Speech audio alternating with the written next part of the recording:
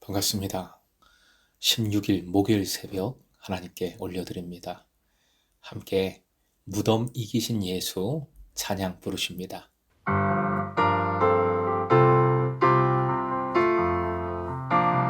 무덤 이기신 예수 죽으시고 다시 사셨네. 죄의 저주 끊으셨네. 예수 승리의 주 할렐루야. 예수 만유의 주 할렐루야. 할렐루야. 할렐루야. 영광의 찬양 주께. 보좌에 앉으신 주 영원토록 다스리시네. 예수 사단 정복하고 사망 권세 무너뜨렸네. 예수 만유의 주 할렐루야. 할렐루야. 할렐루야. 영광의 찬양 주께. 할렐루야. 할렐루야. 할렐루야. 영광의 찬양 주께. 오늘 허락하신 하나님 말씀 마태복음 27장 57절에서 61절, 57절부터 61절까지의 말씀입니다. 함께 읽겠습니다. 저물었을 때에 아리마대의 부자 요셉이라 하는 사람이 왔으니 그도 예수의 제자라. 빌라도에게 가서 예수의 시체를 달라 하니 이에 빌라도가 내주라 명령하거늘 요셉이 시체를 가져다가 깨끗한 세마포로 싸서 바위 속에 판 자기 새 무덤을 넣어두고 큰 돌을 굴려 무덤 문에 놓고 가니 거기 막달라 마리아와 다른 마리아가 무덤을 향하여 앉았더라. 오늘의 기도 제목, 십자가를 붙들고 담대함으로 용기를 내게 하소서. 십자가를 붙들고 담대함으로 용기를 내게 하소서.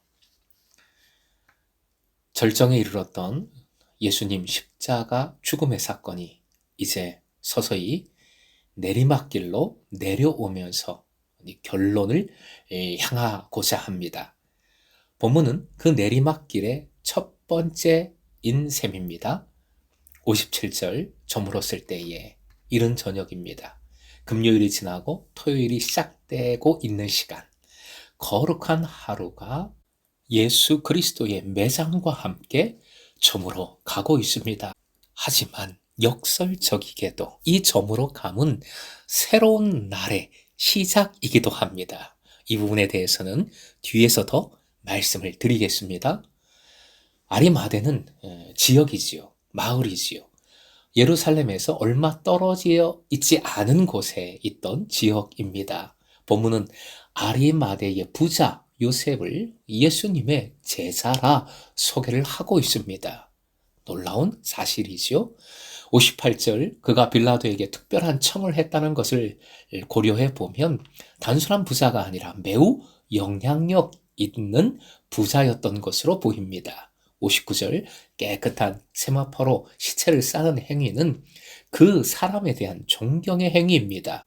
팔레스틴의 장례법에 의하면 첫 1년 동안을 무덤 입구에 있는 안치실에 시신을 두었습니다. 무덤은 대개 돌을 판 동굴 형태이지요. 이렇게 되면 그곳의 기후 조건 때문에 1년 동안 시신이 완전히 썩어버리고 뼈만 남습니다. 1년이 지난 후 사람들은 남은 뼈들만을 추려서 상자에 담아 벽에 마련되어 있는 안치실에 넣어 두었습니다. 이것은 부활에 대한 유대인들의 믿음 때문이기도 합니다. 이 관습에 따르면 예수님의 시신은 무덤 입구의 안치실에 놓여 있게 되었던 것입니다. 예수께서 부자의 무덤에 들어가게 된 것도 말씀의 예언의 성취입니다. 이사야 53장 9절 말씀 함께 읽습니다. 그는 강포를 행하지 아니하였고 그의 입에 거짓이 없었으나 그의 무덤이 악인들과 함께 있었으며 그가 죽은 후에 부자와 함께 있었도다. 십자가에 달린 죄수의 시신은 그대로 그곳에 방치되게 되어 있습니다. 하지만 예수님의 경우에는 완전히 달랐지요. 예수께는 아리마대 요셉이라는 제자가 있었기 때문입니다. 그는 부자이면서도 영향력이 있는 사람이었기 때문에 예수님을 본문처럼 장사 지낼 수 있었습니다. 만일에 그가 그런 정도의 지위를 가지고 있지 못했더라면 감히 예수님의 시신을 달라고 요구조차 하지 못했을 것입니다. 예수님과 한편으로 몰릴 가능성이 많았기 때문입니다. 아리마대 요셉은 예수님을 매우 정중히 극진히 모셨습니다. 새로 준비한 세마포로 시신을 감쌌고 새로 판 무덤을 예수께 드렸던 것이지요. 아마도 이 무덤은 자기 자신을 위해 마련해 두었던 것이 아닐까 추측해 볼 수 있습니다. 마가는 아리마대 요셉에 대하여 아주 중요한 사실을 우리에게 알려줍니다. 마가복음 15장 43절 함께 읽습니다. 아리마대 사람 요셉이 와서 당돌이 빌라도에게 들어가 예수의 시체를 달라 하니 이 사람은 존경받는 공회원이요 하나님의 나라를 기다리는 자라. 놀라운 사실이 있습니다. 아리마대 요셉이 존경받는 공회원이라는 사실이지요.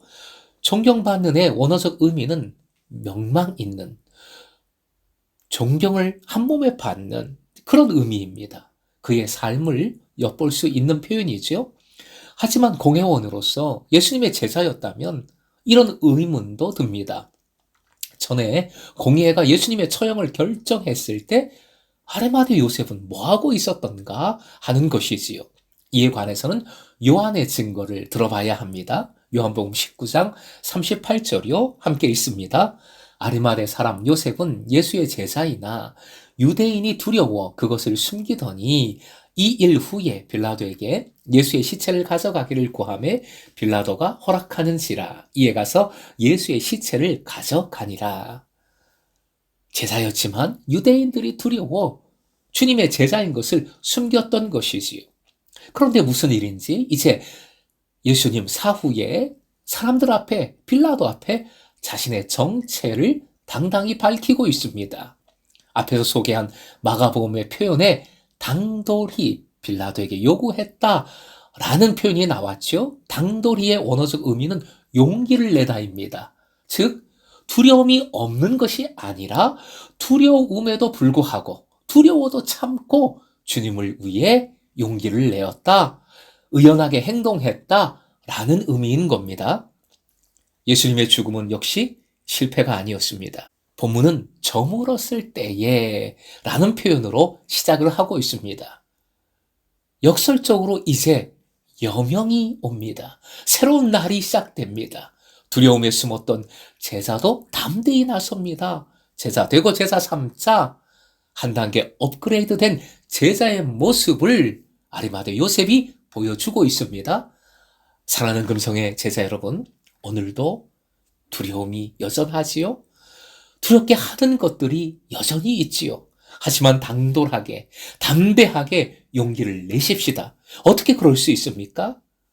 주님이 계시기에 예수 그리스도의 십자가를 붙들 때 용기를 낼 수 있게 되는 줄로 믿습니다. 주님의 십자가를 온전히 바라보고 그 십자가를 믿음으로 꼭 붙들 때에 용기를 낼 수 있게 됩니다. 내게 해 주십니다. 오늘도 두려움을 이기는 담대한 제자의 삶을 살아가시길 주님의 이름으로 축원드립니다.